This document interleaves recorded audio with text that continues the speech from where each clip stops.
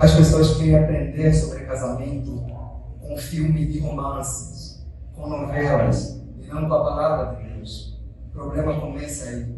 Quando nós tiramos do centro a palavra de Deus, começamos a colocar as séries coreanas. Só que na vida real, não é assim. Na vida real, o casamento é uma coisa difícil. Quando você é uma pessoa solteira, você tem que lutar contra os seus pecados. Mas quando você se casa, você tem que lutar contra os seus pecados e com o pecado da pessoa que se casou com você. Eu falo para vocês, não existe nada mais difícil do que morar com um pecador. É uma coisa difícil. Em algum momento ele vai ferir você. Ele vai ferir. Às vezes quem mais fere você é a pessoa que você mais espera amor, é a pessoa que mais mora com você. Você fazer uma análise na sua vida, você vai perceber que quem mais critica você é o seu cônjuge. É a pessoa que está aí sempre apontando um defeito em você, falando alguma coisa. Então, quando a gente tira o foco das escrituras e coloca nos filmes de romance, a gente tem tendência de pensar que o que mantém um casamento é o que nós sentimos, é o romantismo. Só que essa não é uma visão bíblica. A Bíblia ela vai falar sobre votos, sobre compromisso. Quando você se casa, você faz um voto diante de Deus. O que mantém o casamento não é o que você sente, não é o romantismo, não é o que você imagina, é o voto que você fez diante de Deus. Às vezes aparecem uns camaradas, porque eu não sinto mais nada. Porque, não, isso não importa mais agora. Deus está preocupado com o que você votou diante dele.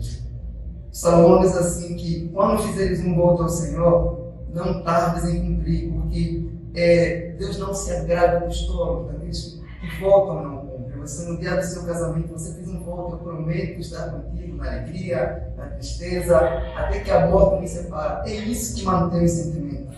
Quero fazer uma declaração aqui, é a seguinte: casamento não é um mandamento bíblico direto. O casamento é um privilégio, mas só que esse privilégio carrega certos mandamentos da parte de Deus. E eu vou ler o livro de Efésios aqui, vocês puderem me acompanhar, se não puderem, pelo menos acompanhem. Fala sobre 2 mandamentos que fala diretamente sobre os casais. Efésios 5, 22. Eu penso que nesse momento você seja humilde o suficiente de acolher essa palavra como palavra de Deus. E se de alguma forma você for ofendido por ela, sinta-se o carinho de Deus com você. Porque a Bíblia fala que o nosso Deus, ele repreende, ele disciplina a quem ele quer, a quem ele ama. E eu tenho certeza que em algum momento você vai se sentir ofendido. A Bíblia diz assim, Efésios 5:22, vocês mulheres, submetei-vos a vossos maridos como ao Senhor, porque o marido é a cabeça da mulher, como também Cristo é a cabeça da igreja, sendo ele próprio o salvador do corpo. Mas assim como a igreja está sujeita a Cristo, assim também as mulheres serão sujeitas aos maridos. Como eu falei para vocês, o casamento ele possui alguns mandamentos bíblicos.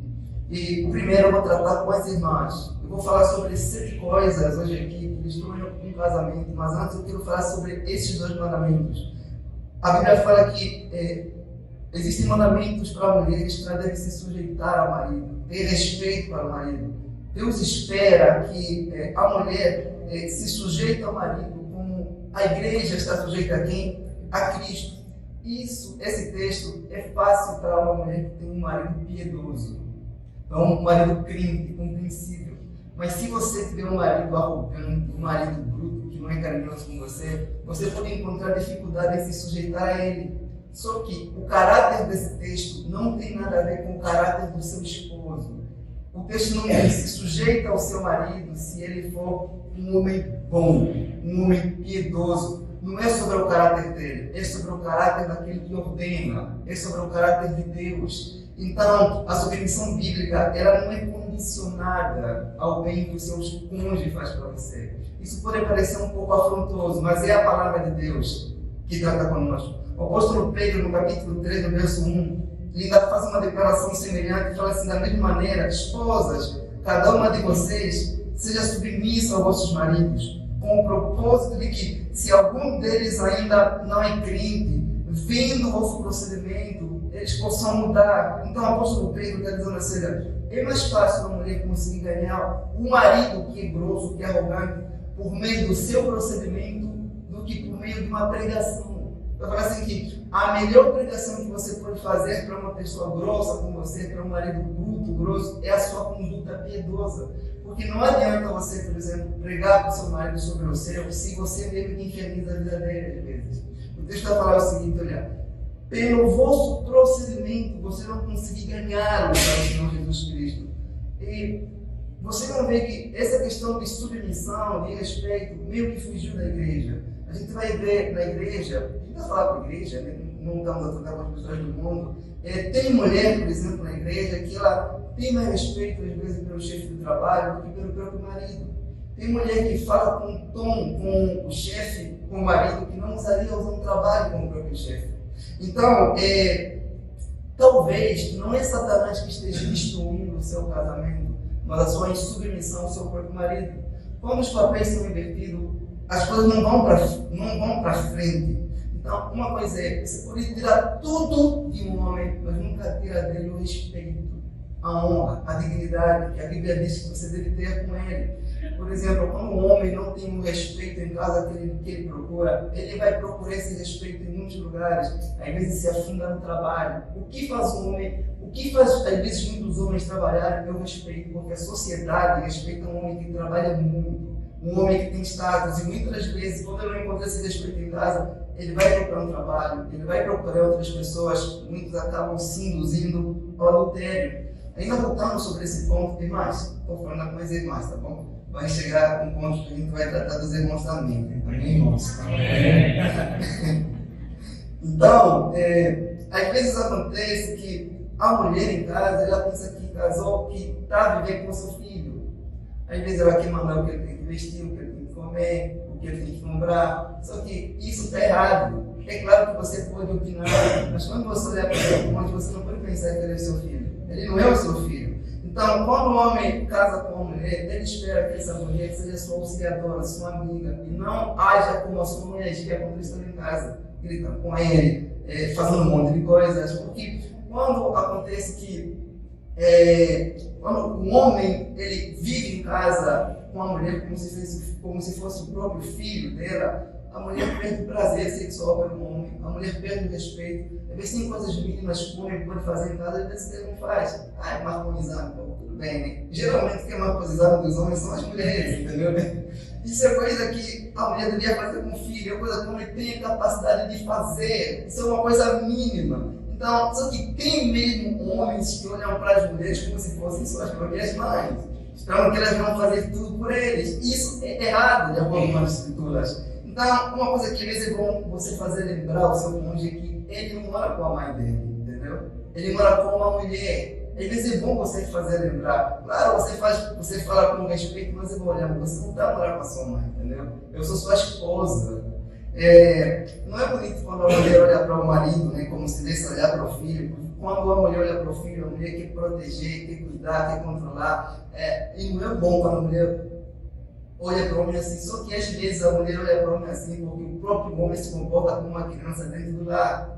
Precisa de receber orientações básicas para fazer aquilo que o homem deveria fazer. Isso destrói totalmente o casamento. Agora, no versículo 23 ainda, fala com os irmãos um pouco, o versículo 23 fala assim: porque o marido é a cabeça da mulher, como também Cristo é a cabeça da igreja, sendo ele próprio o salvador do corpo. Então, aí vai tratar com os varões. Fala que o homem é a cabeça da mulher. Como cabeça, ele deve ser os olhos, deve ser o cérebro, ele deve conduzir a sua mulher. Agora, aqui, uma coisa que chama a atenção é que se você é um homem e você não tem conduzido a sua esposa nos caminhos do Senhor para um crescimento espiritual, você está falhando como um homem, de acordo com as Escrituras. Não importa o que você faça no seu lar, não importa quanto você trabalhe fora do seu lar, se você falha em dirigir a sua esposa nas coisas de Deus, você está fracassando. Não tem nada mais frustrante na vida de uma mulher do que acordar e olhar para um homem e não conseguir admirá-lo como um homem de Deus, como um homem piedoso, como um homem espiritual. Então, é dever de todo homem, de acordo com as Escrituras, não trazer apenas o alimento para o corpo, mas o alimento para quem?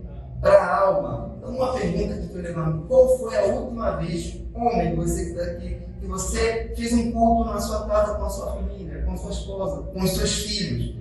Então, e o texto ainda, ele vai falar assim, mais abaixo no texto que a gente vai ler, ele fala sobre o homem amar a mulher, como a Bíblia ensina, como Cristo ama a sua igreja. Quando você ama a sua esposa como Cristo ama a sua igreja, a sua esposa terá prazer em se sujeitar a você, não apenas por medo de ver. Olha, é muito difícil você olhar para um homem crente orgulhoso e ter prazer em se sujeitar a ele. Então, meu irmão, facilitem a vida das irmãs se sujeitarem a vocês, se tornando parecido a Cristo Jesus. Porque quando a mulher consegue perceber que há no seu marido um caráter piedoso, a sujeição será algo prazeroso. Você não vai precisar lembrar, eu sou o homem da casa. Todo mundo sabe disso, mas é que você tem que começar a agir dessa forma. Agir dessa forma. À medida que a sua esposa vê Cristo em você, não tem ninguém que consiga ver Cristo em algo, não tem prazer de obedecer aquele ser humano. Então, no versículo 25 ainda de Efésios, ele fala assim: vocês, marido, amem a vossas mulheres, como Cristo amou a sua igreja. A Bíblia não pede para você amar a sua esposa, não. A Bíblia ordena isso. Isso não é uma coisa opcional. Sabe, você lê um texto como esse, e você fica, parece que é uma coisa óbvia, mas não é uma coisa óbvia. Primeira coisa é que você nunca vai amar a sua esposa como Cristo ama a igreja. Você não tem a capacidade de amar como Cristo ama. Mas isso aqui não é algo para você não exercer o amor. O texto diz assim que não importa quanto você faça pela sua esposa, você nunca vai amá-la como ela merece ser amada. Quem aqui consegue amar como Cristo ama? Quem aqui tem um coração tão amoroso como Cristo ama? Então, não tem ninguém que ama muito a sua esposa. Para amar muito a sua esposa, você terá que amar como Cristo ama. E isso deve nos colocar numa posição de humildade. Que não importa o quanto você ama, você não amou ela o suficiente, porque não amou como Cristo ama a igreja. Isso deve tirar, eu amo muito minha esposa, calma aí. Você vai ter essa definição de onde, de qual padrão da Bíblia, ou uma coisa que você cria. O que garante que você ama tanto? Será que você ama como Cristo? Uma coisa é que Cristo, ele ama de forma incondicional. As coisas erradas que você faz, ele não fica botando no rancor para você depois jogar na cara da outra pessoa. Não. Amar como Cristo é amar de forma difícil, irmãos. Então, uma pergunta que eu faço aqui que eu levanto. Se Cristo tratasse a igreja como você trata a sua esposa em casa, será que a igreja se sentiria amada? Isso é uma reflexão que você deve fazer. Então, amar não é apenas você falar assim, mas eu não posso fazer o mal para minha esposa. Não, o texto não fala apenas sobre você não fazer o mal. Ele é sobre você fazer o bem para ela, como Cristo faz para a sua igreja. Amém? Tendo esses dois mandamentos aqui, se você cumpre esses dois mandamentos, você ama tudo muita coisa na sua vida, no seu casamento. Mas eu separei 7 coisas aqui. A gente vai demorar um pouco, amém? A gente vai demorar um pouco e eu gostaria que você se sentisse à vontade, se você quiser fazer alguma anotação, para depois fazer alguma pergunta. A primeira coisa, o primeiro ponto é que a falta de oração em conjunto destrói um casamento. Vocês conseguem perceber que hoje em dia os casais fazem tudo junto. Eles vêm filme junto, eles saem junto, vão no mercadinho junto, mas não conseguem orar juntos. Nenhum casamento está bom para a vida de oração, está boa. Eu não me refiro apenas em você orar pelo seu casamento. Eu me refiro em você orar com a pessoa em que você se casou. Tem muitas brigas e problemas que você tem no seu relacionamento que você não teria se a vida de oração tivesse sentido.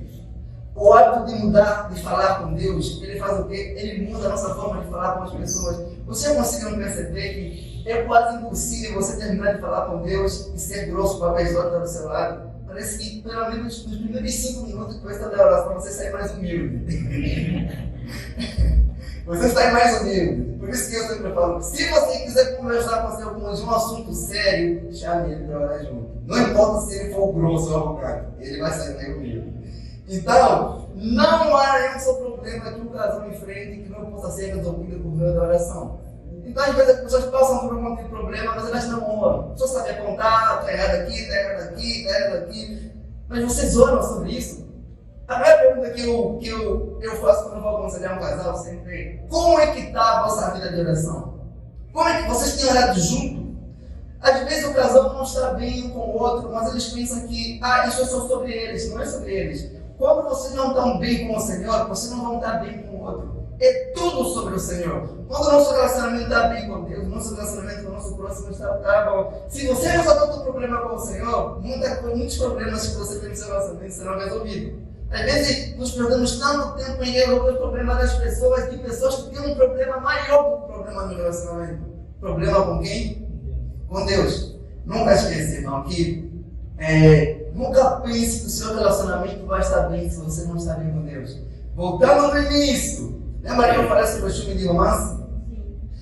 Nós vivemos numa época que as pessoas acreditam que é possível ter um relacionamento saudável sem estar bem com Deus. As pessoas pensam que é possível ter uma família feliz sem ter Deus no meio. Você já viu um filme de romance? Não tem Deus no meio. Não pode falar todos, né?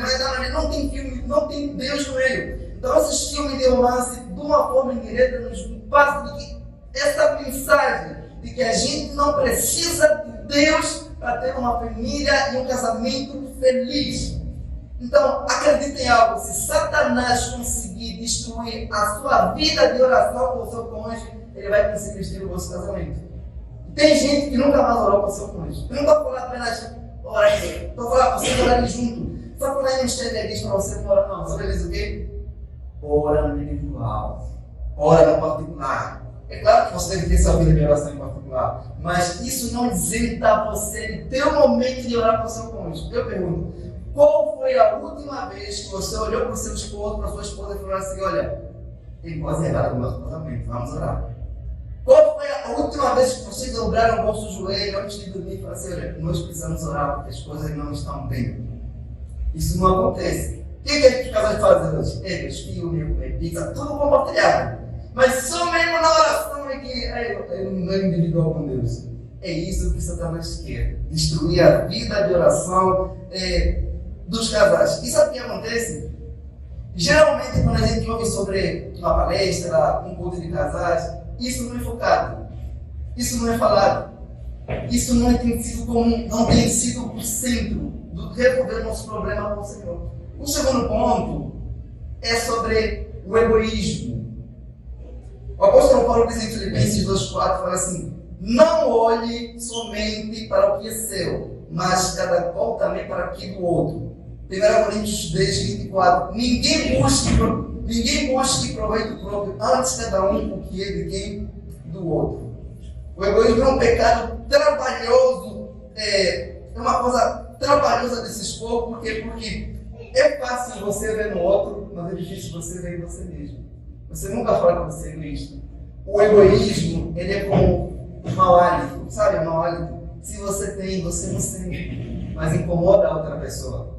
O apóstolo Paulo aqui, ele vai falar assim, olha, você não pode buscar propriamente o que é seu. Você deve se preocupar com aquilo que é do outro. Tem gente, tem homem que só se importa com as coisas que são importantes para ele. Aquilo que é importante para o seu cônjuge deve ser importante para você, ainda que você não goste daquilo. Então, uma das piores coisas que existe é você olhar para uma pessoa com quem você se casou e não conseguir importância nas coisas que você acha importante para você.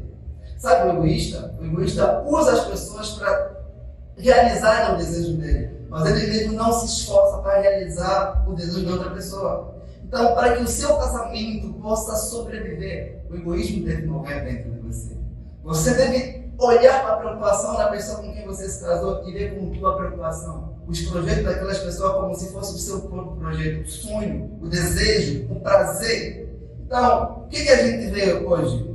A gente vê hoje pessoas que cobram muito, mas não estão dispostas a dar nada. Cobram atenção, cobram carinho, cobram amor, mas essas pessoas não estão dispostas a dar um no outro. Uma característica do egoísta é que ninguém sente que tem. É tipo uma inveja, é um pecado que ninguém tem. Você nunca orou dizendo, Senhor, me perdoa da inveja.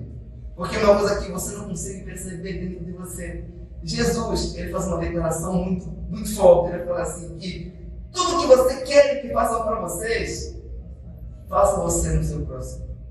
Uma coisa aqui, você já parou para pensar que Se você resolvesse fazer para o seu cônjuge tudo o que você quer que ele faça para você, tanta coisa que podia mudar no seu casamento. Quando você trata o seu cônjuge, o seu esposo, a sua esposa, da forma que você gostaria de ser tratado, você está dizendo assim, olha, eu não estou exigindo muito de você. Eu só quero que você me trate do jeito que eu trato você. Você não pode cobrar coisas que você mesmo não está disposto a dar. O que mais, quem ama de verdade está mais disposto a dar amor do que a cobrar amor. O que não é vai, você não faz nada aqui, você não faz nada aquilo, você já não é assim, você não está ninguém se conhecer ali de casa agora, ok? Mas e você? O que você tem oferecido? Então, quando você trata outra pessoa assim, você fala, eu só quero o mínimo. Aquilo que eu tenho feito, tá entendendo? Então, o que mais a gente tem mais hoje? A gente só sabe criticar o outro, criticar. Pensa numa coisa, você gostaria de acordar do lado de uma pessoa que nunca reconhece as suas qualidades, que só sabe te criticar, que não te apoia, que vive te cobrando, mas não dá nada em troca? Não é uma coisa desagradável? Nem prazer de acordar, às vezes você tem. Então, outro ponto aqui que eu vou falar ainda sobre essa questão, terceiro ponto, é que pode destruir um casamento é a falta de sexo. Destrói um relacionamento. Tem casamento que está se destruindo, não é por falta de oração, não. É por falta de sexo. Você já percebeu que quando a vida sexual não está boa, o casamento não está bom. Não está bom. Você já percebeu que se você não está bem com o seu cônjuge, a primeira coisa que você corta é a relação sexual? Você corta tudo. Você deixa a comida aí, você está só da pessoa, você não tem relações com ele. Porque é a maneira mais rápida de descobrir se um casal está bem ou não é questionando. Como é que vocês estão? Como é que está a cama de vocês? Vocês têm usado a cama de vocês só para dormir? Ou para se relacionar? É possível detectar, irmão, se um casamento está bem ou não, através da vida sexual ativa que aquele casal tem. Você começa a perceber que eles têm irritação com frequência, mau humor, estão distantes um do outro, pessoas estão frias, não se mandam mensagem durante o dia para saber como está. Irmãos, a cama do casal não deve ser usada apenas para dormir, como berço de uma criança. Não pode mesmo. Então, tem muitas brigas que seriam evitadas pela manhã se a cama do casal tivesse sido usada. Se eles tivessem relação. Irmão, você evitaria muitas brigas pela manhã. Uma coisa que vocês podem perceber, quanto menos relação sexual você tem com o seu cônjuge, parece que vocês estão mais distantes emocionalmente. Vocês conseguem entender, irmãos? Parece que há um distanciamento emocional entre vocês. Uma declaração que eu quero fazer aqui, eu gostaria que vocês analisassem isso, é que o sexo, ele faz o quê? Ele une o casal. Amém? Amém. O sexo une o casal. Você já percebeu que é muito raro você agir de forma grossa com o seu cônjuge quando quer ter relações sexuais com ele? Você nunca é grosso. Você já percebeu que é muito raro você brigar pela manhã com o seu cônjuge se tivesse tido relações sexuais com ele à noite? Você já percebeu que você se torna mais doce, mais próximo do seu cônjuge quando quer ter relações com ele? Você já percebeu que depois da relação sexual parece que o seu carinho, o seu afeto, a sua aproximação, o seu prazer até de conversar com o seu cônjuge parece que aumenta? Parece que a sua segurança aumenta, parece que você fica mais próximo daquela pessoa que sempre esteve aí com você. O sexo tem o poder de usar, de unir o casal. Você já percebeu que quando a vida sexual está fraca, você não tem prazer, às vezes, nem de mandar mensagem para aquela pessoa durante o dia para saber como é que está, para fazer uma comida que agrada a pessoa. Você não tem esse prazer. Então, eu repito, quando a vida sexual não está boa, o casamento não está bom. Você entendeu, irmãos? Amém. Então, tem coisas, irmãos, que a gente tem que ser franco. Não é só oração. Não tem problemas que não é só oração. Quando você evita ter relações com o seu cônjuge, você está evitando que o seu cônjuge se aproxime de você emocionalmente. Você está evitando ele tocar em você. O sexo ele fortalece essa conexão emocional. Olha, ainda tem um outro ponto aqui que eu quero levantar. Lembra que eu falei que o sexo tem poder de unir o casal? Às vezes o casal tem um problema, se sente distante emocionalmente. Não sei se eu posso perguntar isso para você. Às vezes eu nunca senti que você está com aquela pessoa em casa, mas parece que vocês estão separados, assim, distantes emocionalmente. Parece que vocês não se comunicam. Vocês estão na mesma casa, mas parece que estão pessoas diferentes. Cada um tem a sua vida. Só que o próprio sexo, ele tem poder de unir isso. Ele une. Então, ele torna essas pessoas juntas. Ele tem o poder de esquecer, às vezes, a mágoa, de fazer esquecer a mágoa que o seu cônjuge ao ver você. Você já percebeu que quando você está tendo um momento de prazer sexual, você não consegue pensar muitas vezes na mágoa que o seu cônjuge ao ver você, na tristeza que ele causou. O único foco aí é o prazer sexual. E ainda que for pelo menos 5 minutos, você esquece que era mágoa. Depois você pode lembrar, mas naquele momento o foco é outro. Consegue entender, irmãos? Então, tocar no corpo da outra pessoa, quando vocês não estão próximos emocionalmente, quando vocês estão distantes, é uma forma do vosso corpo dizer: olha, eu estou com saudade de você. Eu estou com saudade de sentir a sua respiração, de sentir o seu cheiro, as suas emoções. Eu tenho desejo que você toque em mim. Então, o ato sexual literalmente une os casais que estão separados emocionalmente. Ele é uma coisa tão... como é que eu falo? É uma coisa que une tanto que não é que parece, você se sente dentro do corpo da outra pessoa, de tão profundo que isso é. Então, não espere vocês estarem próximos emocionalmente para vocês se relacionarem. Não espere isso. Então, o sexo não apenas ele aproxima, mas ele transmite uma mensagem de que você precisa da outra pessoa para ter o teu prazer sexual satisfeito. É o seu corpo dizendo: sozinho você não pode se satisfazer. Você precisa da outra pessoa. Então, o sexo fala muito. O sexo fala e muito. Ele comunica sentimentos, palavras. Você consegue perceber que quando o seu cônjuge rejeita ter relações sexuais com você, você começa a pensar: será que já o meu corpo já não está bem? Será que eu gosto? Será que eu gosto? Será que ele tem uma outra pessoa? Será que não é a mesma coisa? Será que ele quer pedir divórcio? O que está acontecendo? E levanta um monte de questionamento, porque o sexo fala. E quando o sexo fala para o sentido negativo e para o sentido positivo também. Porque quando você está tendo relações com o seu cônjuge com frequência, você está dizendo: não, ele está satisfeito com o meu corpo.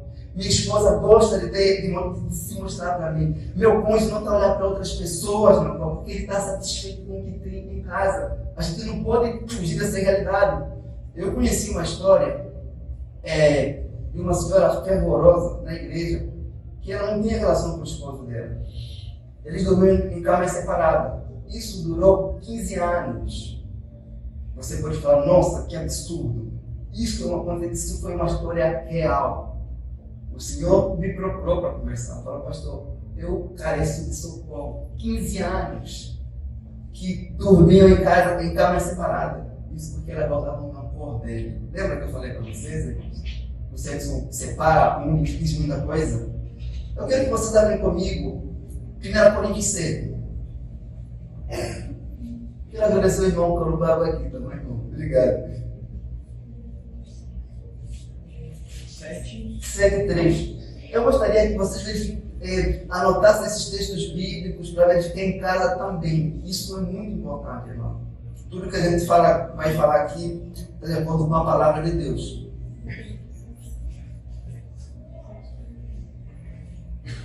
Todo mundo achou? Vou esperar todo mundo achar.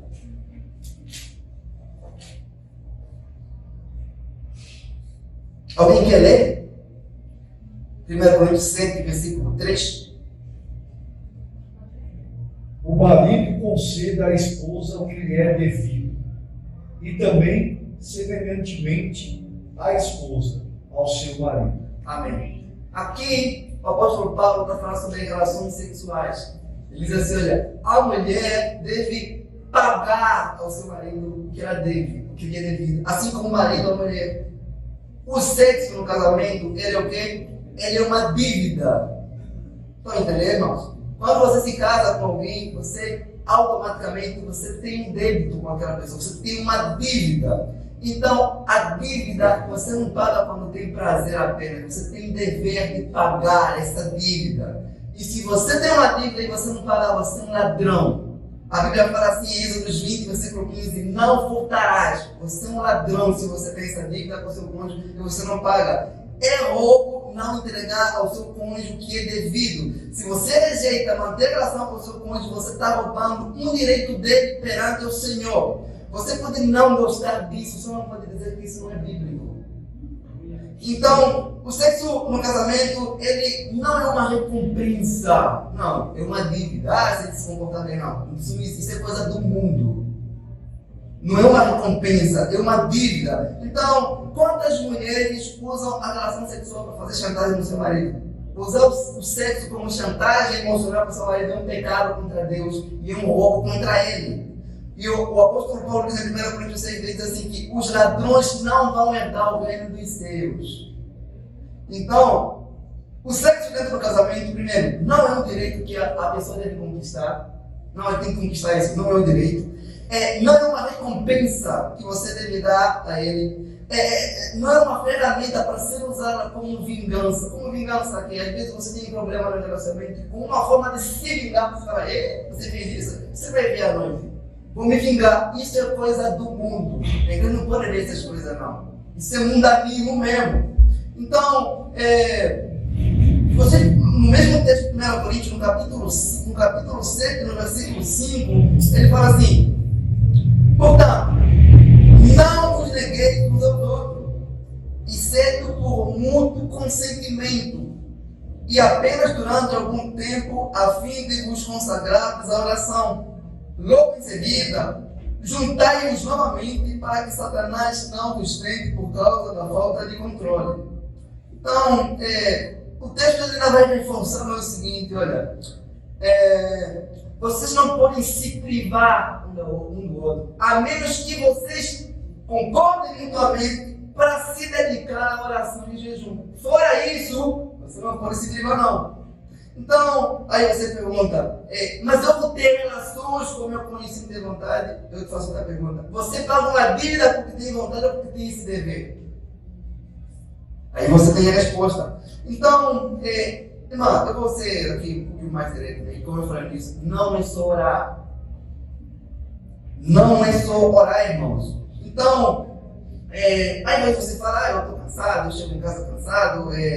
Não, você tem uma dívida. E se você não tem tempo para manter a sua vida sexual ativa, a culpa é sua. Você deve refazer a sua agenda. A agenda bagunçada reflete o estado do seu coração, que está bagunçado também. Você tem que estar em pecado contra o Senhor e contra o cônjuge, e contra o seu cônjuge, se você não tem pagado essa dívida.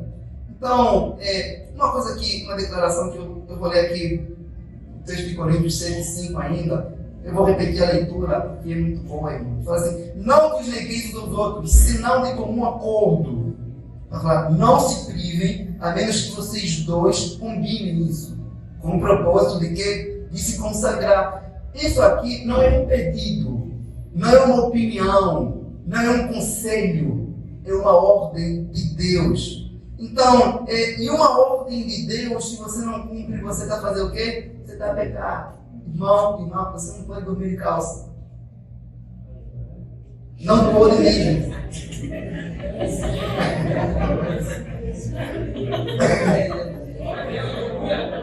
Então, o que acontece às vezes? A gente às vezes, não sei se aqui acontece, se aqui é assim, pelo menos tem alguns lugares que a mulher não pode usar calça como doutrina, não é?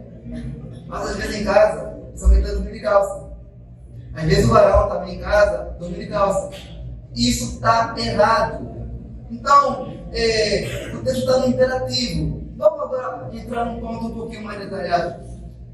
Quando a gente fala, por exemplo, em fazer a vontade de Deus, a gente vai falar sobre em fazer algo que Deus ordena. O que é a vontade de Deus? É a ordem de Deus estar nas Escrituras para que a gente possa cumprir.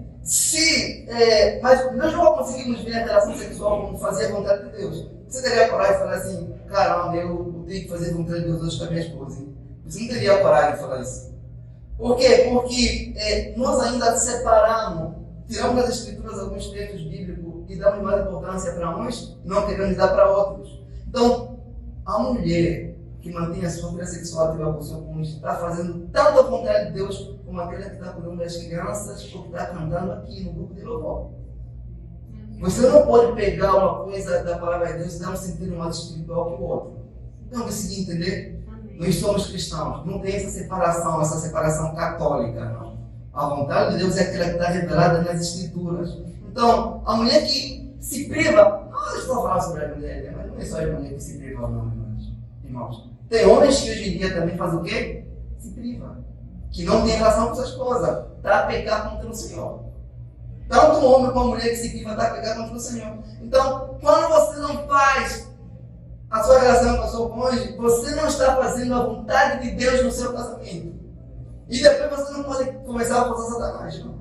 É você que está destruindo o seu próprio casamento. Então, o mesmo Deus que ordena para você não matar, o mesmo Deus que ordena para você orar sem cessar, o mesmo Deus que ordena para você pregar para toda a criatura, é o mesmo Deus que ordena que você não durma de calça. É o mesmo Deus que ordena que você tenha relação com o seu cônjuge. E você não pode escolher assim, não, você deve obedecer ao Senhor teu Deus. Então, olha, seu casamento, irmãos, pode ser destruído tanto pela falta de oração, como pela falta de sexo.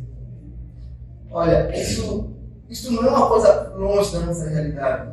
Muitos casamentos na igreja se destroem assim, porque as pessoas, nós ainda temos aquela visão católica de Deus, o sexo como uma coisa suja, como uma coisa imunda. Nem no culto a gente usa essa palavra às vezes. É tão constrangedor às vezes que a gente não fala. A gente não deve ver assim. Então, o próprio casamento, o ato sexual dentro do casamento, ele é um ninho de graça que Deus nos dá para lutarmos contra as tentações que se encontram fora do nosso casamento. Amém. Então, você já viu que um homem ou uma mulher satisfeito sexualmente terá mais motivos para ser grato a Deus. Então, dar prazer no seu cônjuge é dar um motivo para a pessoa ser grata a Deus por aquilo que Ele criou, irmãos. É uma coisa que o apóstolo Paulo fala ainda no texto de 1 Coríntios 5, ele fala assim, olha, que quer comais, quer bebais, quer fazer qualquer coisa, façam tudo para o quê? Para a glória de Deus. Até a relação sexual é para a glória de Deus. Mas nós não devemos olhar para o ato sexual e não dar glória no ato sexual, mas dar glória no Criador do ato sexual. Louvar o nome dele por causa disso, irmãos. Mas a nossa sociedade pensa tanto no ato sexual que esquece daquele que criou esse ato. É tudo sobre ele, irmãos. Eu me lembro muito bem que há 2 anos atrás eu aconselhei uma moça que ela se divorciou. Ixi, irmão. Não, mas tudo bem, irmãos. Não é inimigo não, tá bom? É que puxei essa. Então, irmãos, há 2 anos atrás eu aconselhei uma moça que ela me procurou, meu esposo quis se divorciar de mim, ele foi embora, deixou as coisas tudo. Eu falei, irmã, sério, mas ele parecia um homem piedoso. Falei, irmã, me explica mais o que está acontecendo. Quando a irmã começou a conversar, a se explicar bem, ela começou a falar, eu durmo de calça. Aí eu falei, irmã, agora, você contando a sua versão, eu comecei a perceber. O que ele fez? Ele pediu divórcio contra ela. Por causa do quê? Que a irmã dormia de calça. Ele pecou contra ela, pecou contra ele. Mas ela pecou, ele que pecou de divórcio também pecou contra Deus. Você consegue ver que um pecado chama o outro? Os dois pecaram contra Deus porque alguém queria dormir de calça. O seu pecado de privar-se de relação com o seu cônjuge pode fazer ele pecar contra Deus. Pode literalmente fazer ele pecar contra Deus. Você está sendo a própria tentação para o seu cônjuge. Você não pode permitir que isso aconteça. Por isso que o apóstolo fala assim, olha, não vos negueis uns aos outros para que Satanás não vos tente. Estão entendendo? Paulo fala isso, se vocês dormirem de calça, Satanás vai vos tentar depois. Não permite isso. Você pode negligenciar um ensino como esse, como se fosse uma coisa não bíblica, mas uma coisa é Satanás não negligencia isso. Ele sabe que se vocês não manterem a vida sexual ativa, ele vai vos tentar depois, irmãos. Ele vai fazer isso. Então, O próprio ato sexual na Bíblia, ele é usado para... ele serviu para ser usado por muitas coisas. Vocês puderem ver, eu vou ler aqui, 2 Samuel, capítulo 12, verso 24, diz assim: então Davi consolou a esposa Batseba, teve relações com ela e ela deu à luz a um filho, a quem Davi chamou o nome de Salomão. Deus o amou um menino. O que aconteceu aí? A Batseba perdeu o quê? O filho. E ela estava triste. E ela estava com luto. E a Bíblia fala que quando Davi teve relações com ela, a terra se alegrou. Você consegue, se eu falasse para você aqui, na Bíblia a gente vai encontrar que o ato sexual como uma ferramenta de consolo tão prazerosa ao ponto de ser usado para alguém vencer o luto. Não, exagero. Não, mas a Bíblia fala que depois que Betseba teve relações com Davi, ela foi consolada. Ela não apenas lhe consolou com palavras. Vocês sabem, irmãos, o que ele fez para consolar ela? O texto nem precisa falar, irmãos. Você chega em casa e você lê 1 Samuel 12, 24.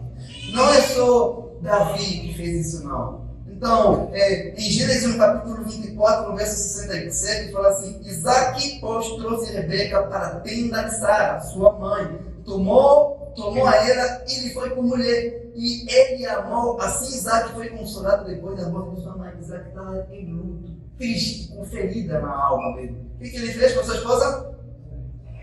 Teve relações com ela sexual. Ele foi consolado por meio de quê? Isto.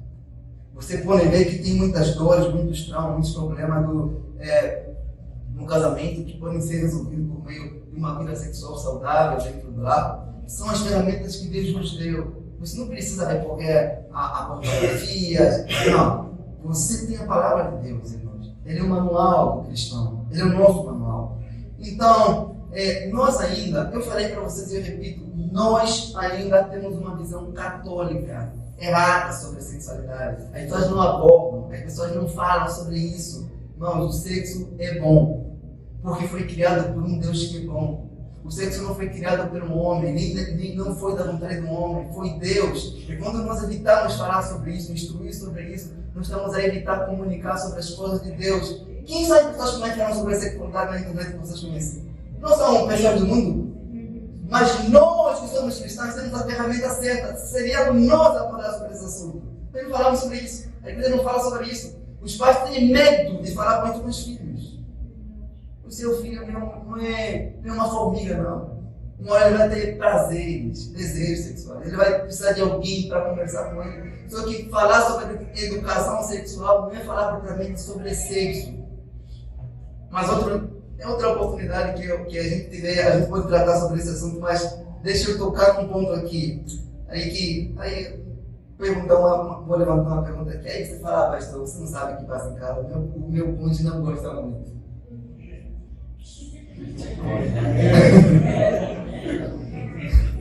Aí você fala, não, pastor, isso aqui tudo é bonito, mas lá em casa, mas tu não sabe o que acontece.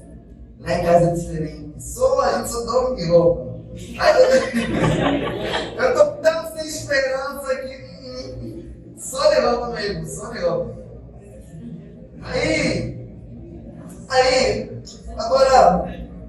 Agora vamos tocar num assunto aqui que é um pouco detalhado aqui.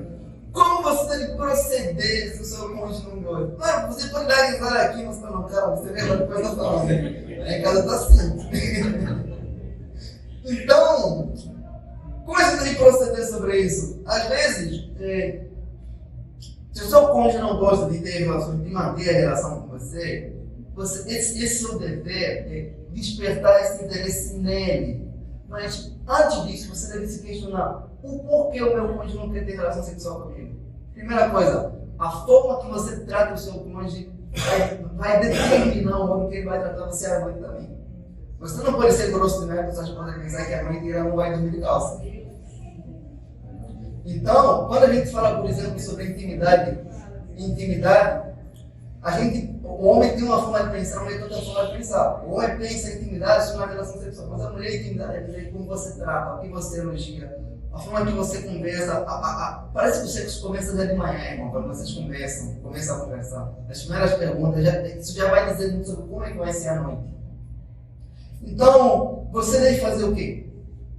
É procurar tratar a pessoa com carinho e ver se o problema se não está sendo você mesmo a colocar um empecilho para aquela pessoa não ter relações com você. Porque dificilmente você vai sentir prazer de ter relação com uma pessoa que é grossa com você, que é grosso, que é bruto, que não elogia, que não respeita, que xinga, que não está nem aí, que não quer surpreender outra pessoa.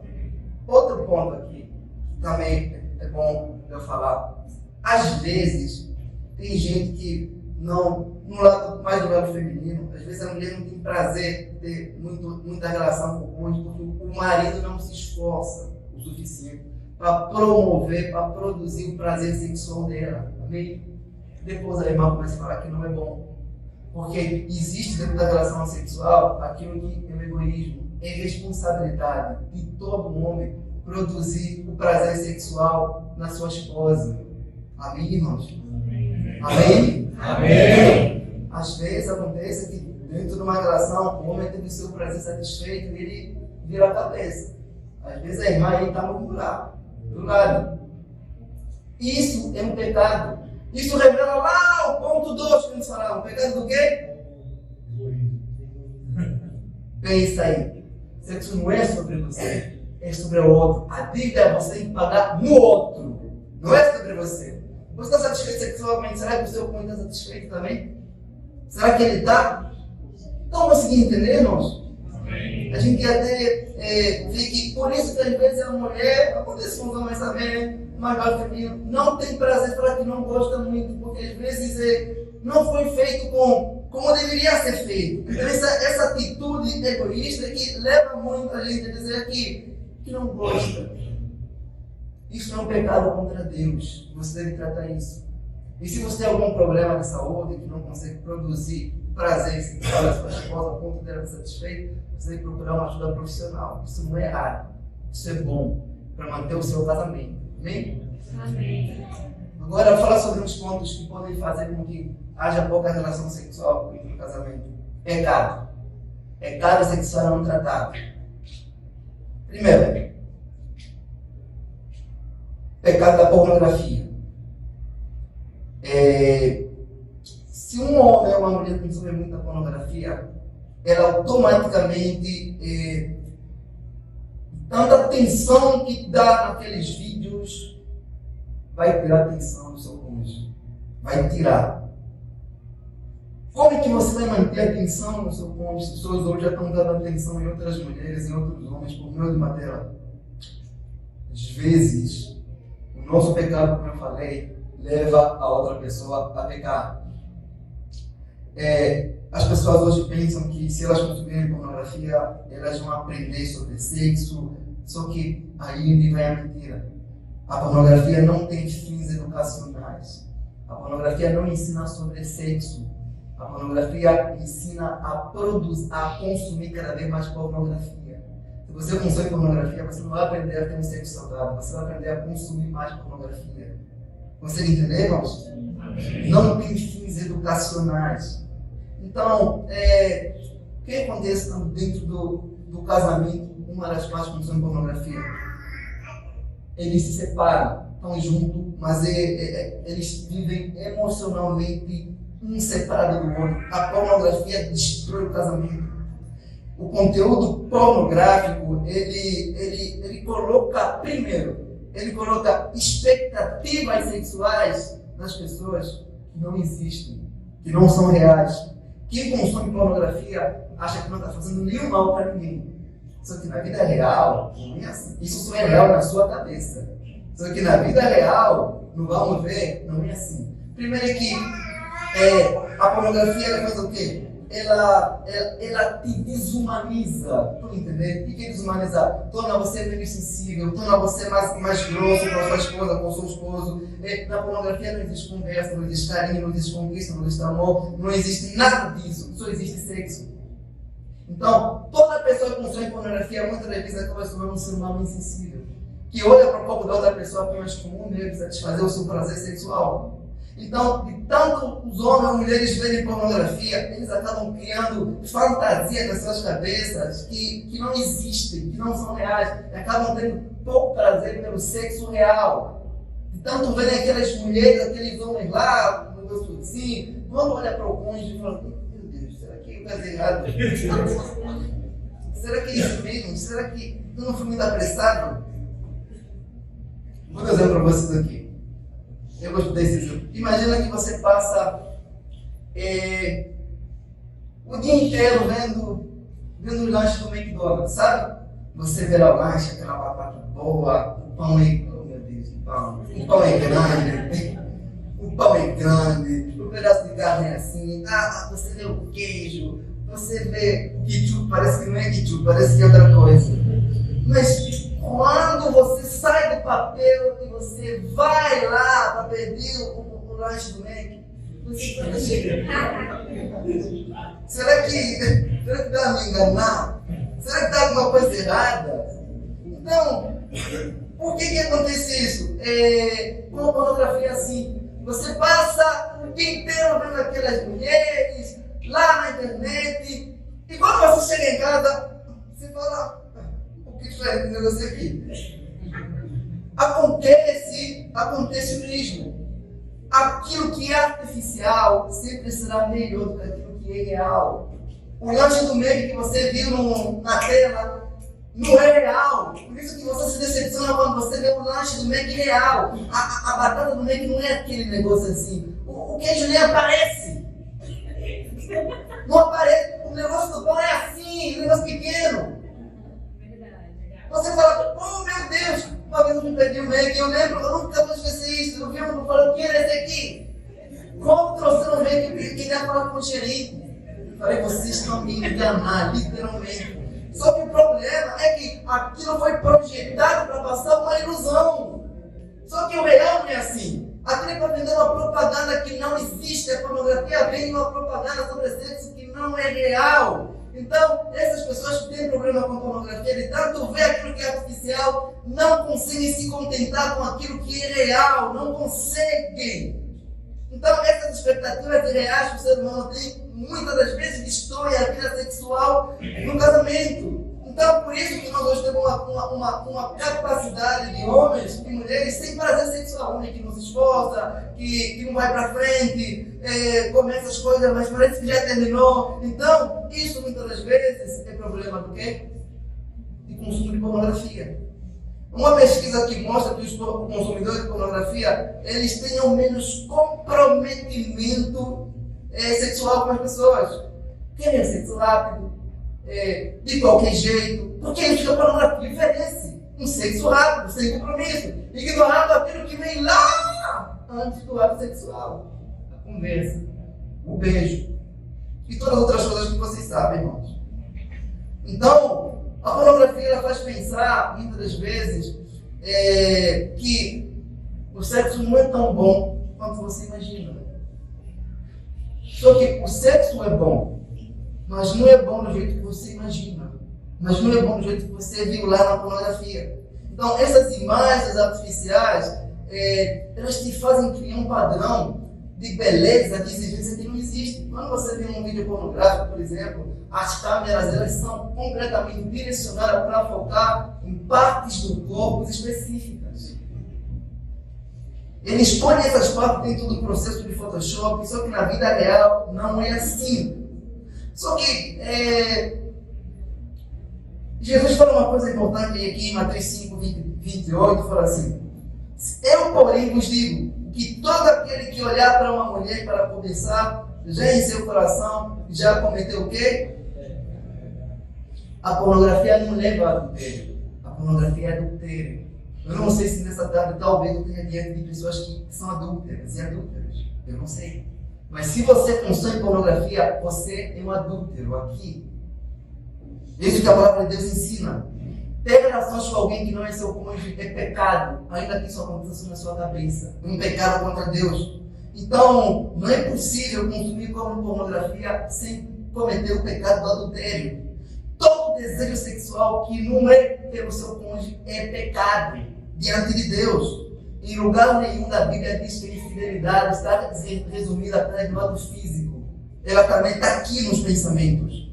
Então, se você tem coragem de consumir pornografia, você tem coragem de cometer o adultério também. Você só nunca cometeu o adultério físico ainda, às vezes por falta de quê? De oportunidade. Então, onde vai os seus pensamentos? Aí vai o quê? Vai o seu corpo, vai as suas ações. Então, eu repito para vocês, irmãos, Deus condena o adultério, não apenas o adultério consumado, mas o adultério o quê? Premeditado, o adultério desejado. Ele condena isso também. A regra é simples. Se é pecado fazer, é pecado o quê? Desejar. Nunca pense que se você tem coragem de consumir pornografia, não teria coragem de cometer o adultério. Nunca pense isso. Você está cometendo diante de Deus. Então, aqui Jesus, ele está tratando sobre o desejo. Lembra que a gente falou lá no início sobre a questão do voto? Que manter o casamento é o quê? É o voto. E quando você fala sobre ele vai se manter fiel, você diz que vai se manter fiel em tudo. Até nos seus desejos mais íntimos, até nos seus pensamentos. Você pode cometer adultério ainda com a pornografia, até tendo relação com o seu cônjuge também. As pessoas que consomem pornografia, às vezes, olham para o corpo do seu cônjuge apenas como um meio de imaginar, de aproveitar aquelas imagens que ele viu nos vídeos. Você consegue ver como é que a pornografia é devastadora? Te faz olhar para o corpo da sua esposa como as imagens que você viu lá, ou do seu cônjuge, ou do seu marido? Como objeto, né? Como objeto, para satisfazer aquela fantasia. Então, vou pular esse ponto aqui. Hoje aqui, eu quero que, irmãos, que você saia daqui hoje edificado. A ideia desse projeto aqui é para restaurar os casamentos. É para restaurar as famílias. Eu quero fazer um desafio com você hoje aqui, de confessar o seu pecado ao seu cônjuge. Se você sair daqui hoje e não tratar o seu pecado, você perdeu tempo. Você perdeu tempo. Se você tem problemas com pornografia, você deve confessar para o seu cônjuge também. Pesado, não é? É difícil. Mas o ser humano, ele vai fazer de tudo para não confessar o seu pecado. O ser humano crente dele, não fala a pessoa que não é crente. Crente. Pessoa que tem temor a Deus. Que por causa da sua reputação, não vai querer confessar o pecado. 1 Samuel 11, 5, fala sobre o rei Davi. Quem aqui é mais piedoso do que Davi? Ninguém. Ninguém aqui é mais piedoso do que Davi. A Bíblia declara que quando ele comete adultério com a mulher do outro homem, aquela mulher fica o quê? Grávida. Só que aí, se Davi resolvesse assumir aquela criança, as pessoas podiam perceber que o rei cometeu o quê? Adultério. Vocês conseguem ver a imagem do rei de Israel? É a imagem de justiça, de pureza, de santidade. Então, o rei Davi, segundo o coração de Deus, irmão, ele faz o quê? Ele manda matar aquele homem. Ele manda matar um homem, sabe para quê? Para ocultar o seu pecado sexual. Os seres humanos vão fazer de tudo para ocultar o pecado sexual. Davi preferiu matar um inocente, destruir uma família, do que confessar o pecado sexual. O ser humano, para ocultar esse pecado, ele vai usar toda a sabedoria que ele tem. Vai fazer o histórico, vai fazer como Davi, vai mandar um soldado no campo de batalha, colocar ele na posição mais perigosa para que ele morra, só para que o seu pecado seja coberto, para que ninguém perceba. Davi já se analisou o seguinte: olha, eu prefiro matar um homem do que perder a honra, do que confessar o meu pecado. Os teus pecados cometidos no passado, que você oculta, vão trazer muitos problemas lá no futuro, se você não tratar. Eu não vou tratar amanhã, eu vou tratar hoje aqui, nessa reunião. Tem muita gente na igreja, irmão, que está ocultando pecado para não perder cargos, para não perder títulos. O rei Davi ocultou o seu pecado para não perder a posição de rei que ele tinha. Quantas pessoas na igreja fazem isso? Ocultam o pecado. O que o pastor vai pensar de mim? Isso não importa. Você deve se perguntar o que Deus está pensando no meu pecado que eu tenho cometido contra ele. A sua santificação é mais importante que o seu cargo, o seu título. Você pode entrar no céu sem cargo, sem título, mas não pode entrar no céu sem sanidade. Isso é uma coisa que deve fazer você refletir aqui. Então, Davi, ele teve mais danos por causa do seu pecado não confessado do que todas as batalhas que ele já foi. Por causa do adultério que ele cometeu. Talvez esteja falando aqui com pessoas que já cometeram adultério e nunca confessaram. Você deve confessar o seu pecado.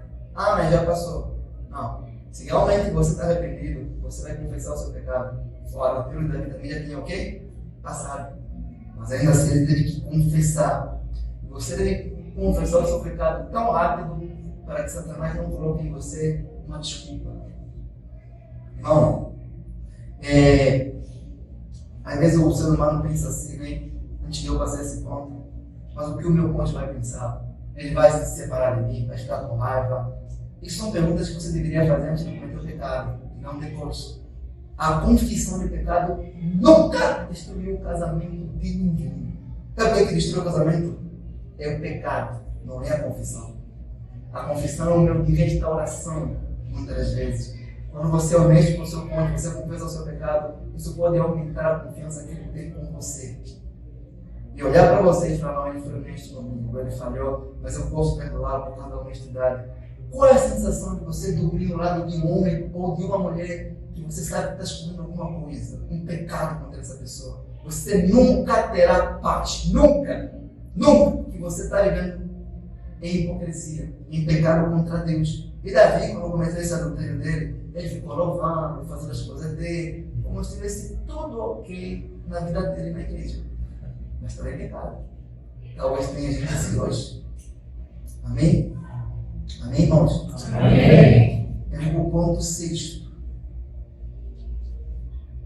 Uma das coisas que destrói o casamento também é quando as pessoas, o pai ou a mãe, amam demais o filho. Isso não é muito comum ouvir, eu sei, irmãos. Os filhos, eles devem ser amados e cuidados, mas a sua maior prioridade não é o seu filho, é o seu marido e a sua esposa. Às vezes, a gente vai ver, vamos ser um pouco honestos aqui. Daqui a alguns anos, teu filho tem 18, 19 anos, ele vai embora. Sabe quem vai ficar do seu lado? Quem vai ficar do seu lado? O seu filho vai te deixar daqui a pouco. Ele vai embora. Ainda que você dá tanto carinho, amor para ele vai embora. Quando os pais criam os filhos, eles criarem a sua própria família. Você deve amar o seu cônjuge mais do que o seu próprio filho. Isso não é comum ouvir, eu sei, irmãos. Mas é bíblico. Você já leu algum texto bíblico que fala para você amar o seu filho? Quem leu, levante a mão. Não tem nenhum. Mas tem um texto bíblico que diz assim: ame a sua esposa como Cristo amou o quê? Efésios 5:25. Amar os filhos é uma coisa natural do ser humano. Você não precisa ninguém te falar para você fazer isso. É natural, teve dentro de você. Você já tem essa predisposição. A preocupação é você não amar mais do que o seu cônjuge. Então, faça os seus filhos verem que a sua maior prioridade é o pai deles, é a mãe deles. Quantos filhos estão dormindo na cama com os casados? Que já não deveriam estar mais na cama, no mesmo quarto com os casados? Muitos, por causa do mimo. Tem muita criança que não deveria estar mais na cama com vocês, não, irmãos? E está atrapalhando algumas coisas aí. Que já é grandinho e você sabe que ele já entende as coisas. Então, olha aqui. Vou falar, irmão. Se você ama a sua esposa e respeita ela, ou seu marido, e você respeita ele, você está mostrando para o seu filho o tipo de homem e de mulher com quem ela deve se casar quando crescer. Quando você dá uma atenção no seu cônjuge, dá uma atenção no seu filho, quando você prioriza o seu filho do que o seu parceiro, você está mostrando para ele que é normal ele se casar com alguém que não tem ele como prioridade na vida dele também. Essa é a mensagem que você está transmitindo para ele. Mas quando eles verem que você prioriza o pai deles, eles vão crescer casando com alguém que eles tratam com prioridade também. E talvez quando eles fazem também sair rápido de casa, amém, irmãos? Eles constituem a própria família E tem alguém que exterioriza também, porque tem muito filho que não devia estar mais em casa. Muitos homens. Era para terem constituído também as suas famílias. Então, tem muito casal também. Olha um ponto importante aqui. Tem muito casal que confunde sair com os filhos e sair com o marido. Não é a mesma coisa. Ah, a gente saiu. Peraí. Vocês saíram com quem? Não confunde isso. Às vezes você vê, tá a mulher com o carrinho, a bolsa aqui. Às vezes o cara tá lá, assim, boa, tranquilo. Quando vocês vão sair, vocês vão com o filho, você não está a sair com o casal, você está a sair com os filhos. Você tem que ter o seu momento de sair com seus filhos e seu momento de sair com o seu cônjuge. Você que é homem, você fica de boa. Nossa mulher fica aí. Vamos por aqui, fica aqui. Será que acabou? Vamos dar pronto aqui. Não fica aqui, não fica lá, faz isso aqui. Não é possível você dar atenção no seu cônjuge se tem alguém aí querendo pular no meio do estrada. Você vai dar atenção no seu cônjuge, vai provar que vamos dar pronto aqui. Não dá para prestar atenção na pessoa do seu cônjuge assim. Tem momentos que você fala, olha, hoje você vai pôr na cara da sua avó, do seu tio, tá bom? Isso não é um pedido, é uma ordem. Amém? Amém? Amém. Não. Às vezes acontece isso, você com a minha esposa, também você com a sua esposa, esses dois pais com você, são nossos filhos. Então você não está saindo com a sua esposa, não, está saindo com o seu filho, porque o foco aí vai ser ele, porque a criança quer sempre alguma coisa. Eu quero isso aqui, o pai passa vergonha, depois tem que falar, não quero isso aqui não. Então, deixa ele com o tio, com a tia, ou chama uma irmã da igreja, ok? Chama a irmã da igreja, não tem como vocês ficarem com os nossos filhos, tem como deixar os filhos em casa. Irmão. Não consegui entender? As irmãs da igreja estão aí para isso, irmão. Se disponibilizar para ficar com eles, nascido, amém? Quem é aquelas crianças? Tem que fazer as crianças. Aquelas crianças, você deu um trabalho hoje aqui.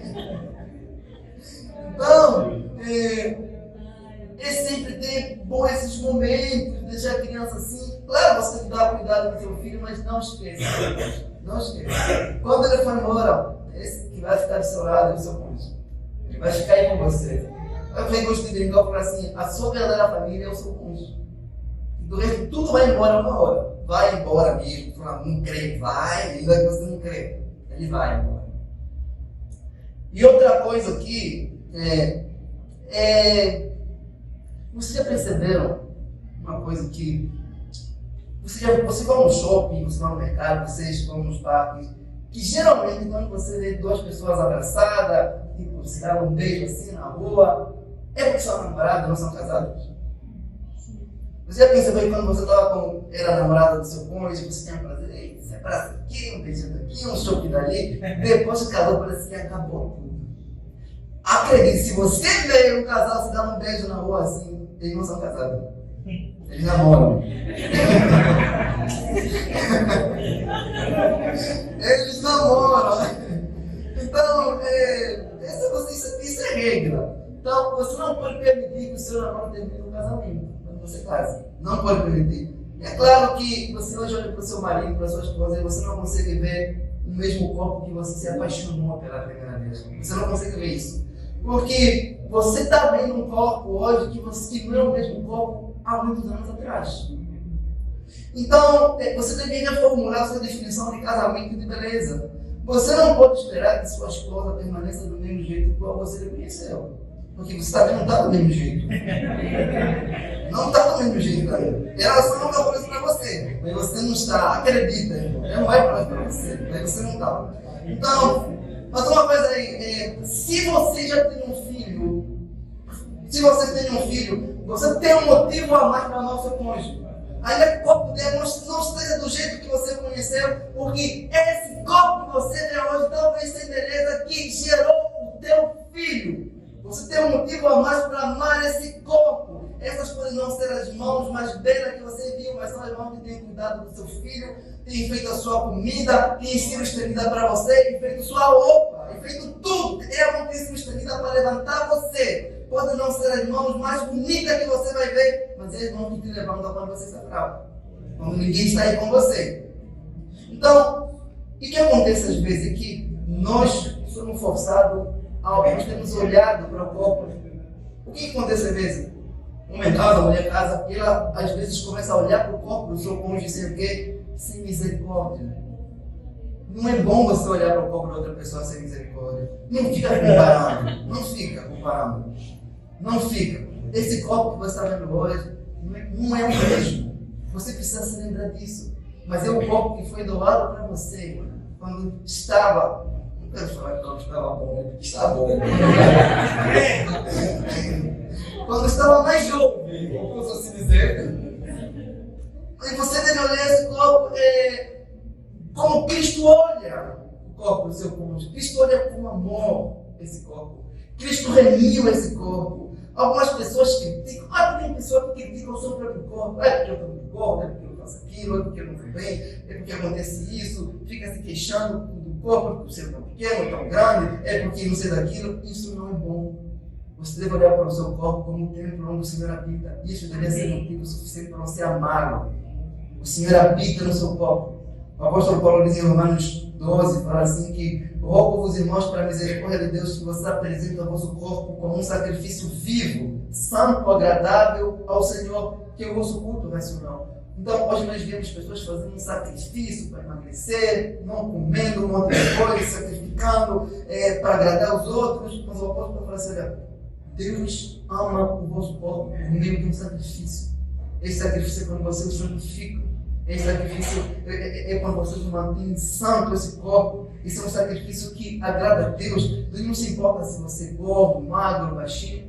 Não é isso que importa ao Senhor. Ele quer um corpo santo. E você deve olhar para o corpo do seu cônjuge assim. Você deve manter o seu corpo assim. Você deve amar o corpo do seu cônjuge, do seu esposo. Com prazer. E você mesmo deve amar o seu corpo. Vamos falar um negócio aqui, irmãos. Irmão, se você mesmo não gosta do seu corpo, como você quer que o seu cônjuge venha gostar do seu corpo? Você tem que gostar do seu corpo. É o corpo que o Senhor deu para você. E se o Senhor visse que você o glorificaria melhor com outro corpo, Ele daria outro corpo para você. Deus não falhou em dar esse corpo para você. Uma das coisas que causa muito que as pessoas ficam se comparando com essas blogueiras do Instagram, eu não sou assim, eu quero ser aquilo, com essas moças dos filmes, o meu esposo não é como aquele cara do filme da série coreana. Não faz isso. Não faz isso. Então, essa pessoa que está do seu lado, olha aí a pessoa que está do seu lado. Olha aí. Olha aí. Olha aí. Isso pode não ser a pessoa mais bela que existe, mas é a pessoa que prometeu que estaria com você todos os dias, irmãos. Isso faz toda a diferença. Sua esposa pode não ser a mais linda do mundo, mas você tem o dever de tratá-la como se ela fosse assim, porque é a sua esposa. E ninguém além de você pode fazer ela se sentir assim. Existem muitas mulheres que têm problema do quê? De autoestima. Não é porque elas são feias, não. É porque os próprios maridos não fazem se sentirem bonitas. A autoestima da mulher não depende daquilo que ela vê no espelho, não. Depende da forma com que você faz ela se sentir. O que ela vê não importa muito. É como você faz ela se sentir. Você deve ter algumas irmãs que não têm aquela aparência assim. Mas elas se sentem de uma forma tão amada, tão bem com o seu corpo, que os maridos fazem ela se sentir assim. Isso é que faz toda a diferença. Não é o que ela vê, mas é o que você faz ela se sentir que faz a diferença. Isso muda tudo. Você deve elogiar a sua mulher, dizer que ela é a mais linda do mundo, mesmo ela não sendo, porque ela já sabe que não é, irmãos. Mas ela precisa ouvir que alguém lhe enxerga assim, dessa forma, como a mais linda. Então, a autoestima das mulheres, muitas vezes, depende do elogio que ela recebe do esposo. Você vê a mulher se apronta toda, vai no salão, faz a maquiagem, faz um monte de coisa. O cara olha para a mulher não vê diferença. Entendeu? A mulher pergunta para a esposa assim: o que tem diferente em mim? Ela tem que perguntar o que tem diferente. O cara ainda fala, meu Deus, e agora? Se eu falhar, eu estou lascado. Se eu falhar, eu quero pensar assim: será que cortou o cabelo? Será que fez a sobrancelha? Então você tem que não percebe essas coisas. Você deve elogiar o cabelo da sua esposa. Irmão, eu fico pensando, meu Deus, ir para o salão, fazer esse negócio é cansa, irmão. É muito cansativo, tem investimento, às vezes, para agradar você mesmo. Espero que seja, né, irmão? É isso que eu espero, irmãos. Tem que ser assim. Então, em Cantares 4:7, fala assim: portanto, tu és bela, minha amada, e em ti não há defeito. Quem entre nós aqui? Qual é o ser humano que não tem defeito, irmão? Aí estamos mandando Salomão a elogiar a sua esposa, falar: você é tão perfeita que não vejo defeito em ti. Está entendendo? Mas é assim, faça o seu cônjuge se sentir belo, irmão. Em Cantares, no capítulo 1, verso 6, a noiva fala assim: não olhes para mim por eu ser morena. Essa moça aqui de Cantares, ela estava vivendo numa época que valorizava mais a pele clara. Então ela trabalhava nas vinhas e tal, estava ficando mais morena cada vez mais. Então ela olha para o seu futuro esposo e ela fala assim: não repare a minha aparência. E ele lá no Cantares a gente fala assim: tu és formosa, tu não tens defeito. Eu pergunto: como você tem feito o seu cônjuge se sentir? Como? Você tem feito essa pessoa se sentir a pessoa mais bela do mundo? Você tem feito o seu marido se sentir um herói?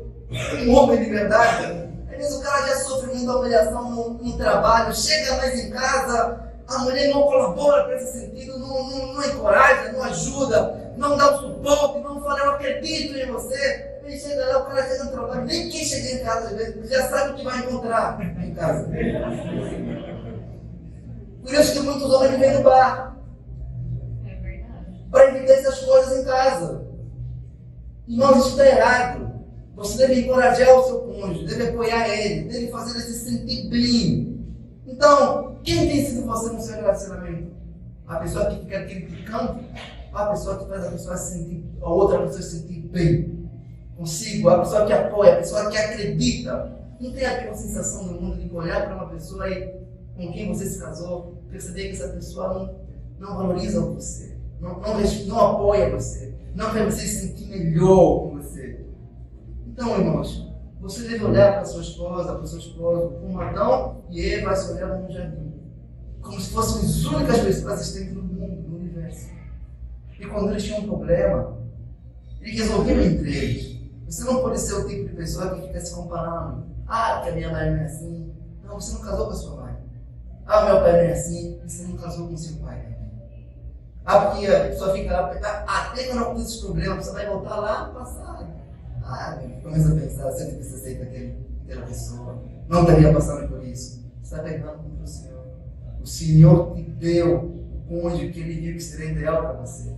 Ninguém faz errado, irmão. Você quer saber se você casou certo ou errado? É só você na conservatória. E ver se está registrado com quem você se casou. Essa é a pessoa certa. Você que tem feito as vezes as coisas não funcionarem de forma certa. Quero deixar alguns procedimentos aqui, algumas orientações muito práticas aqui para a gente terminar, para não ficar dando muita informação. Primeiro, cultive uma vida de oração no seu relacionamento. Se vocês quiserem estar bem com o outro, vocês devem estar bem com quem? Com Deus. Não vamos tentar romantizar as coisas. Se você não está bem com Deus, vocês podem ficar bem por um minuto. Em algum momento você não falhar. Se você não for infiel no vosso relacionamento com Deus, em algum momento um de vocês vai se manter fiel. Um vai ser fiel. Nesse mundo em que nós vivemos, é muito difícil um homem ou uma mulher que não é fiel a Deus ser fiel ao seu cônjuge. Eu gostaria de mandar uma mensagem no Instagram para as pessoas, tentando lembrar do ex lá do passado. Isso é pecado contra o Senhor. Fortaleça a nossa relação, irmãos. Salmo 127:1 fala assim: se o Senhor não edificar a casa, em vão trabalham os que edificam. Todo o vosso trabalho será em vão do vosso casamento, se você não colocar em Cristo como prioridade. Se você não lembrar dos 2 mandamentos que a gente falou no início. Segundo, não negligencie o quê? A vida sexual. Não negligencie. Voltando lá, Não durma de quê? Calça. Terceiro, não deixe o seu cônjuge imaginar que você já não tem mais admiração por ele. Não permita isso, que se passa na cabeça dele. Não permita isso. Deixa um bilhetinho de mais cedo na geladeira, na carteira dele, é para deixar o bilhete na carteira. Não é para tirar nada. No bilhete de ônibus, deixa o bilhetinho no bilhete de ônibus, sei lá, no meio da Bíblia, na geladeira. O dia começa bem quando você recebe um elogio da outra pessoa, irmão. Começa bem. Então, lembra-se que vocês são diferentes. Sabe um dos pecados que aconteceu aqui? É que, às vezes, você quer que o seu cônjuge comece a pensar como você, imaginar como você. Não faz isso. O seu cônjuge não tem obrigação de ser igual a você. Você não é uma pessoa perfeita. Se você mesmo não consegue ser do jeito que gostaria de ser, como quer que ele seja como você? Então, não permita que outra pessoa, não esforce. Se você quiser casar com alguém como você deve casar com você mesmo. Não faça isso. Amém? Amém. Vocês são diferentes. Segunda coisa, peça perdão. Isso é uma coisa difícil. Seja você a pessoa que toma a iniciativa para pedir o perdão. Assim. É porque eu perdão, é porque eu... Irmão, a Bíblia fala assim, Colossenses 3,13. Se alguém tem uma mal contra o outro, assim como Cristo nos perdoou, perdoai um dos outros. Tira a pintura disso aqui. Quando você casa com uma pessoa, você está casado com uma pessoa que vai se tornar o seu melhor crítico. Você está casado com uma pessoa que vai pecar contra você. E quando você fala assim, no dia do casamento, você vai dizer sim, que vai perdoar tudo que ele fazer também. Não é para ele falar que você vai escolher se vai perdoar ou não. Você já disse sim, mas você disse sim para casar com ele. Você disse que vai perdoá-lo. Então, perdoar o seu cônjuge não é opcional, não. Você tem uma opção que é perdoá-lo. Assim como Cristo perdoou.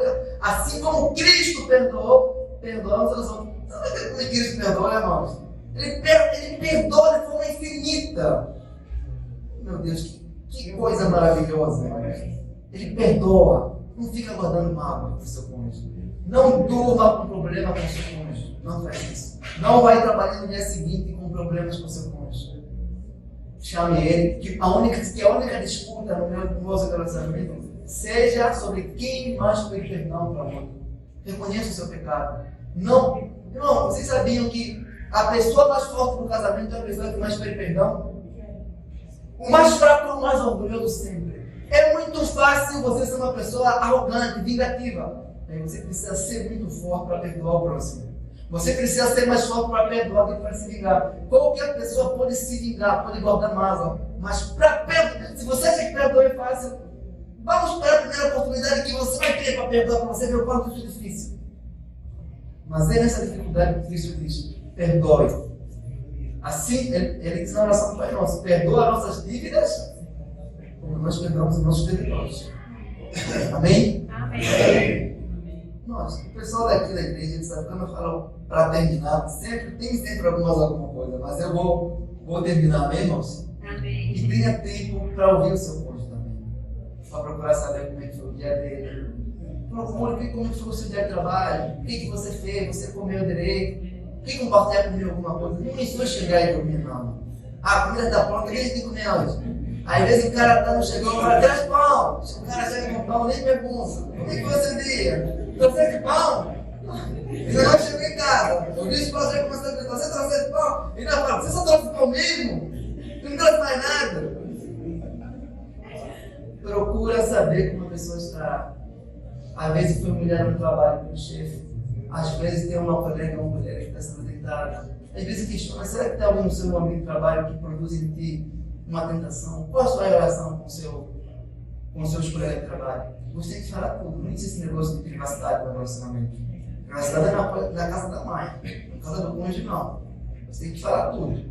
Você deve prestar conta. E a outra pessoa tem a liberdade de questionar você. Por que você está fazendo isso? Homem casado fica seguindo mulheres sensuais no Instagram, nas redes sociais. O seu cônjuge tem o direito de questionar. Não é que você fica desconfiado de mim. Lógico. Tem que desconfiar mesmo. Tem que desconfiar. Porque onde há desconfiança alguém, muitas das vezes é motivos. Amém, irmãos? Então, que Deus abençoe a vida de vocês.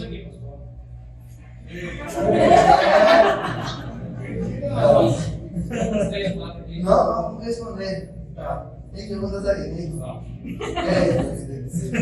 Nossa, gente.